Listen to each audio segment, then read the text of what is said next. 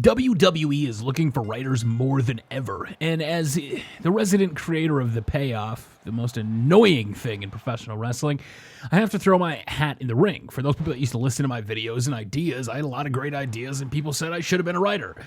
I couldn't have done it. I could have been a producer and worked on helping talent like produce, but writing it never was my thing.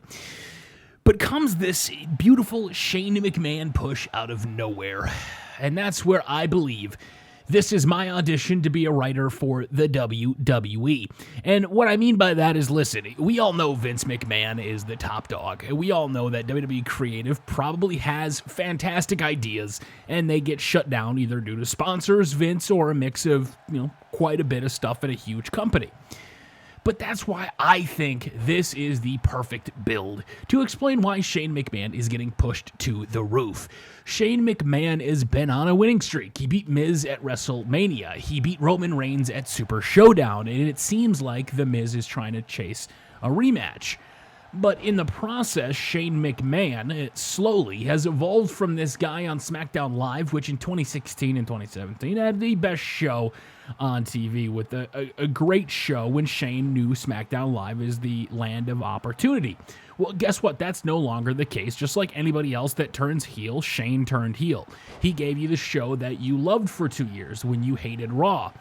And then even SmackDown started going down in some people's eyes, and now Shane McMahon is the authority figure on screen. To a lot of fans, hey, listen, that's pointless. I don't want a 50-year-old on my TV, and I would understand that. For most fans listening, if I'm trying to get over Shane McMahon, you're probably thinking as a fan, why push a 50-year-old down our throats? Why can't you give us somebody new? And I wholeheartedly agree.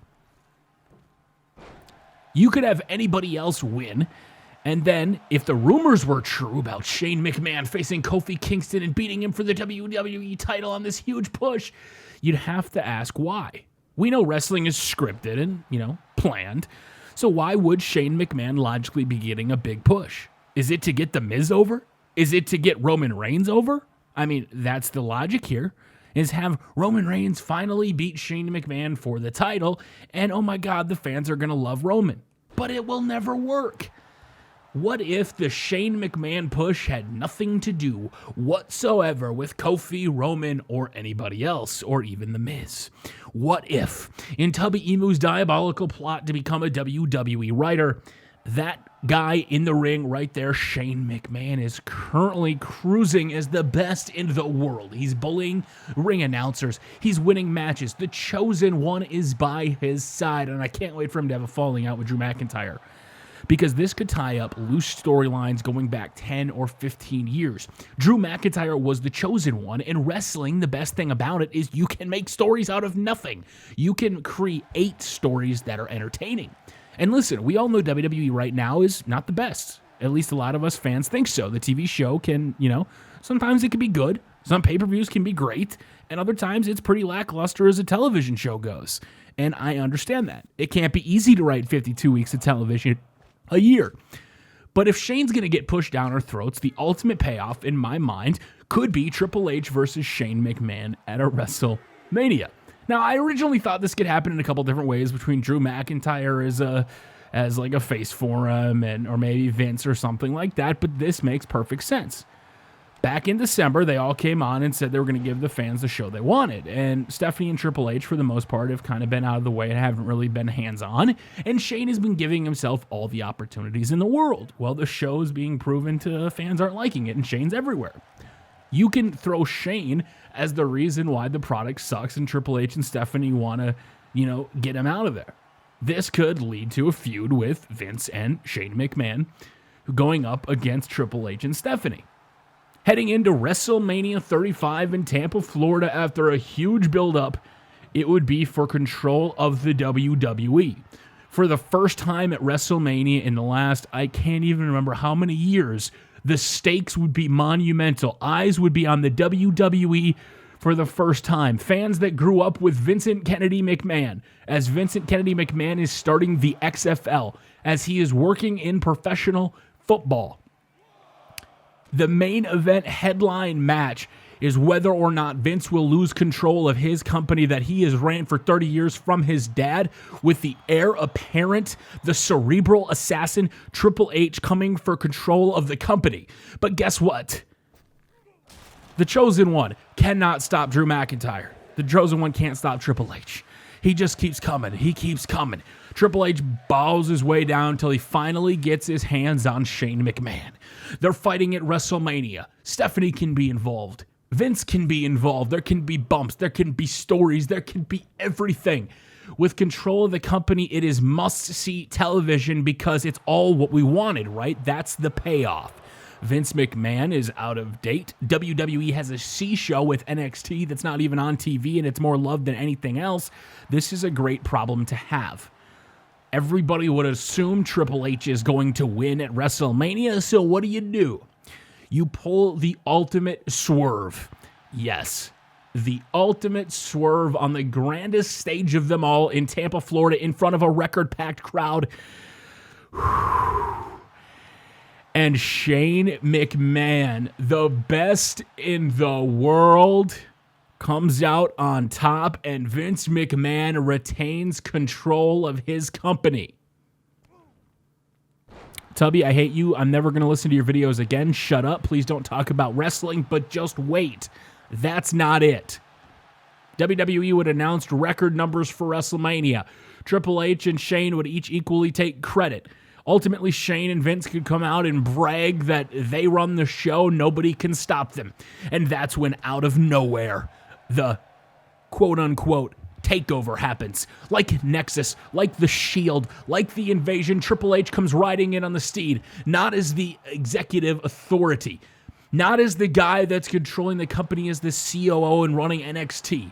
No, Triple H, the badass cerebral assassin, coming in with a goon of NXT villains, superstars, anybody that has been wronged by Shane McMahon and Vince McMahon, anybody that got buried on television, anybody that has a grudge with the way that Vince McMahon booked Triple H's talent. Triple H can finally come out and say, this is bullshit. You wrecked my guys. My guys were over. They were popular, and look at what you did. That is Triple H's ultimate breaking point. You sell the biggest match in history at WrestleMania.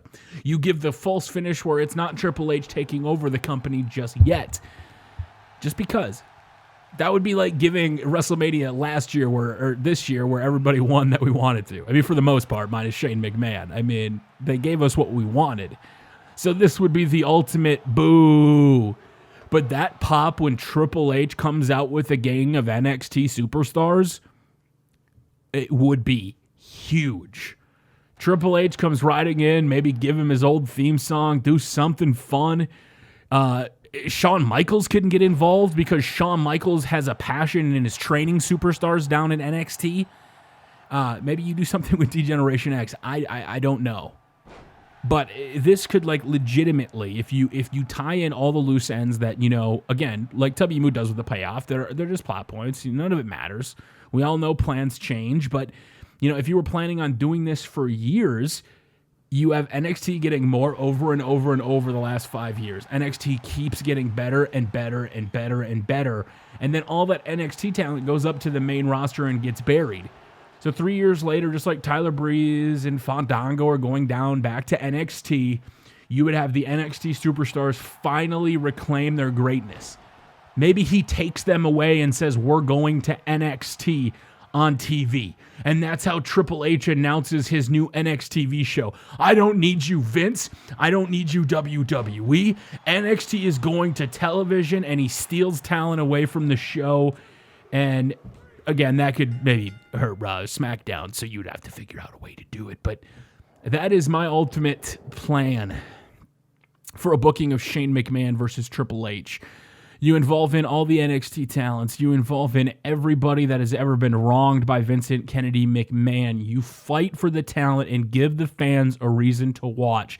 The Mania stipulation that every single one of us has a vested interest in that is bigger than anyone. Control of the company, and Vince can still keep control of the company, which is a key factor, unless they did want to let him stop running the company, and that'd be fine too. I'd be perfectly fine with Triple H winning at WrestleMania, but that's how I would honestly do it. As Triple H takes over control of the company, that's when he looks at the roster, and then maybe instead of taking his talent, he starts booking his NXT talent properly. There's a lot WWE can do. So right now, Shane McMahon getting pushed to the world sounds stupid as all heck. A 50-year-old when anybody else could get the slot. But with just a little bit of creative imagination and patience. This may be the dumbest thing I've ever said, but it may be the smartest thing I've ever said.